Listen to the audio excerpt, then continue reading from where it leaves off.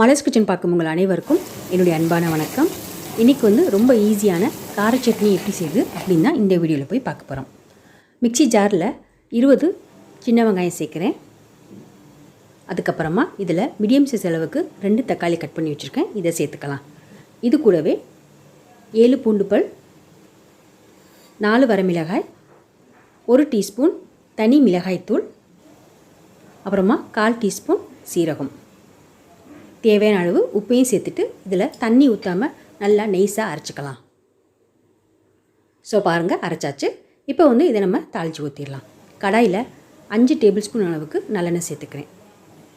எண்ணெய் சூடான பின்னாடி 1/2 டீஸ்பூன் கடுகு, அப்புறம் 1/2 டீஸ்பூன் உளுந்தம்பருப்பு.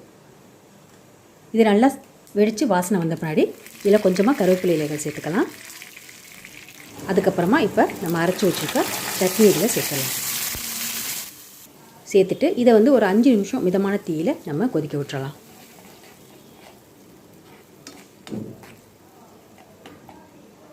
ஸோ இப்போ பாருங்கள், 5 நிமிஷம் ஆயிடுச்சு. சூப்பராக ரொம்ப ஈஸியான கார சட்னி ரெடி ஆயிடுச்சு.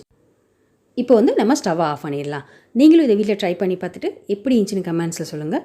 வீடியோ பிடிச்சிருந்துச்சுன்னா லைக் பண்ணுங்கள், ஷேர் பண்ணுங்கள். மலர்ஸ் கிச்சனுக்கு சப்ஸ்கிரைப் பண்ணலாம் மறந்துடாமல் சப்ஸ்கிரைப் பண்ணிடுங்க. மீண்டும் பார்க்கலாம். நன்றி, வணக்கம்.